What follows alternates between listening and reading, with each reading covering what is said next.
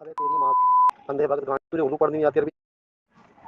ابے تیری ماں تجھے اردو پڑھنی نہیں آتی عربی کہاں سے پڑھے گا رنڈا. چل سن لے اس میں لکھا ہوا محمد بن اسماعیل کے بارے میں تو ابو عبد الرحمن مولا آل عمر بن خطاب. اس کا حوالہ فرشی سے دیا ہوا انہیں سے لکھا ہوا ہے پیج میں دیکھ لینا. آگے لکھتے ہیں سمع الثوری وحماد بن سلمہ مات سنة 5 اوست مع ومعفين البصرة سكن المكة. بس اتنا ہی لکھا ہے اس سے آگے کچھ نہیں لکھا. نہ یہ لکھا ہو تیرا ناجائز بات ہے اس سے تیری ہوتا تھا کچھ نہیں لکھا ہے. اولاد وہ مت بلوا میرا تیری بہن کی تیری. آگے تذکرہ آ رہا ہے اگلے راوی کا کس کا 2108 نمبر پہ محمد بن سعید بن یوسف ابو فراس الغوجی رہی ہے میرے خیال میں. ہاں چل جو بھی ہے تم نے پڑھ لیا نا. اس کو کہا منکر الحدیث ہے. آگے محمد بن فضل کا تذکرہ آ رہا ہے. پڑھ لے دیکھ لے اس میں کہیں نہیں لکھا کہ تیرا یہ باپ منکر الحدیث تھا. کہیں نہیں لکھا اس کتاب میں. اگر یہ شخص محمد بن اسماعیل جو حضرت عمر بن خطاب رضی اللہ تعالیٰ عنہ کا غلام تھا اگر یہ ضعیف ہوتا منکر الحدیث ہوتا واہی الحدیث ہوتا اس کا تذکرہ امام بخاری اپنی کتاب تاریخ الضعفاء میں لکھتے ہیں. الضعفاء الکبیر جو ان کی کتاب ہے اس کے اندر تذکرہ کرتے ہیں. بالکل بھی نہیں کیا کیونکہ ہے نہیں نا. تیری ماں سے دوسرے کا آگا چاٹ کے آ جاتا ہے اپنی ماں چکا.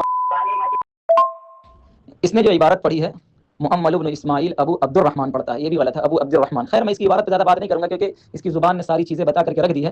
تو یہ بھی ایک لفظ بھی اس نے درست نہیں پڑھا ہے. سمیع الثوری پڑھتا ہے. جاہل کو کوئی بتائے حروف قمری اور شمسیہ کا قاعدہ اس کو بتائے قمریہ اور کیا کہتے ہیں شمسیہ کا قاعدہ لیکن اس کو یہ بھی معلوم نہیں ہے.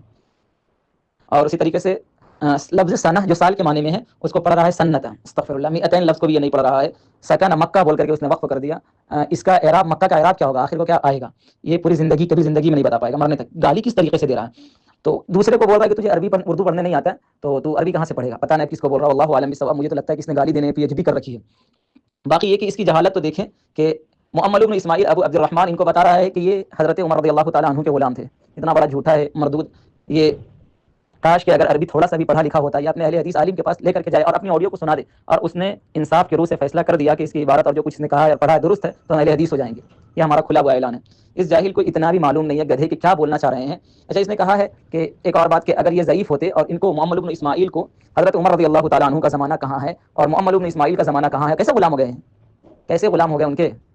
کتنا جھوٹ بولتا ہے یہ بے شرم کہیں کا. محمد بن اسماعیل نے حضرت عمر رضی اللہ عنہ کا زمانہ کیسے پا لیا اور کیسے کب غلام بن گیا جاہل. اور یہ کہ اگر یہ ضعیف ہوتے تو امام بخاری رحمۃ اللہ علیہ الضعفاء الصغیر للبخاری جو ان کی کتاب ہے اس میں ذکر کرتے ہیں. تیرے اماں نے کہا ہے تیرے ابا نے کس نے کہا ہے کہ محدثین نے کہا ہے نا. میں نے محدثین تین بڑے بڑے جو کیا کہتے ہیں رجال کے سروں کی تاج ہیں علامہ ذہبی اور علامہ مزی حافظ ابن حجر یہ تینوں کہتے ہیں کہ وقال البخاری رحمہ اللہ تعالی محمد بن اسماعیل منکر الحدیث کہ محمد بن اسماعیل منکر الحدیث تھا.